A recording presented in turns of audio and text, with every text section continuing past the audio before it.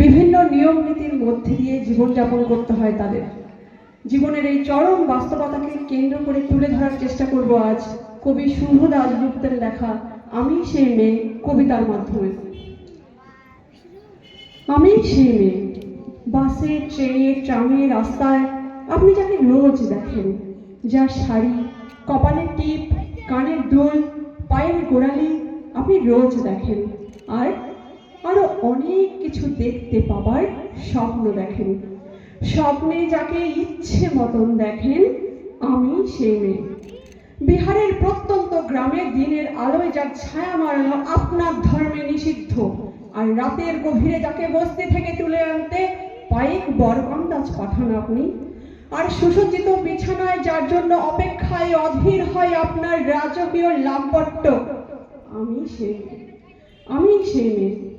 আসামের চা বাগানে ঝুপড়ি কামেন বস্তি থেকে যাকে আপনি নিয়ে যেতে চান সাহেবী বাংলোয় মধ্যরাতে, ফায়ার প্লেসের ঝলসে ওঠা আলোয় মোদির চোখে দেখতে চান যার অনাবৃত শরীর, আমি সেই মেয়ে। রাজস্থানের শুকনো উঠোন থেকে পিপাসার জল আনতে যাকে আপনি পাঠিয়ে দেন 10 মাইল দূরে সরকারি ইদারায়, আর 20 মাইল হেঁটে ক্লান্ত বিধ্বস্ত যে রমণী ঘোড়া ডাকে ঘরে ফিরলেই যাকে বসিয়ে দেন চুলার আগুনের সামনে আপনার রুটি বানাতে, আমি সেই মেয়ে।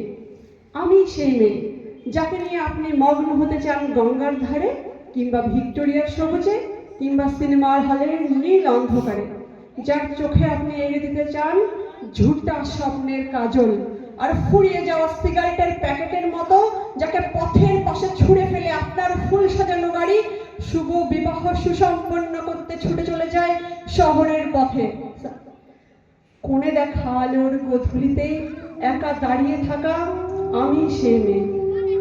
আমি সেই মেয়ে, এমনকি দেবতাও যাকে ক্ষমা করেন না, অহংকার আর শক্তির দম্ভে যার গর্ভে রেখে যান কুমারীর অপমান, আর চোখের জলে কুন্তি হয়ে নদীর জলে বিসর্জন দিতে হয় কর্ণকে আত্মছকে।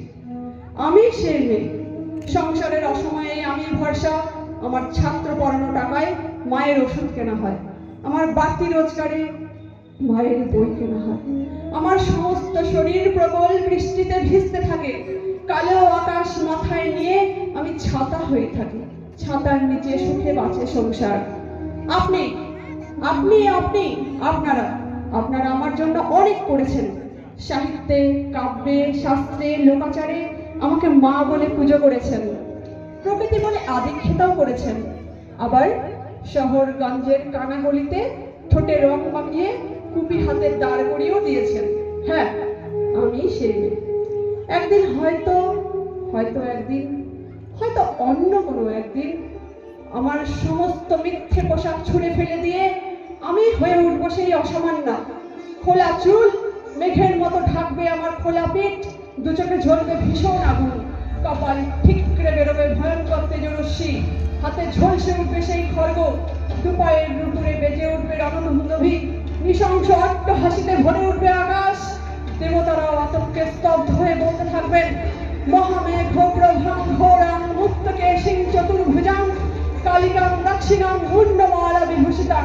বিভৎস দাবালনের মতো আমি এগোতে থাকবো, আর আমার এগিয়ে যাওয়ার পথে দুপাশে মুন্ডহীন অসংখ্য দেহ ছটফট করতে থাকবে। সভ্যতার দেহ, প্রগতির দেহ, উন্নতির দেহ, সমাজের দেহ।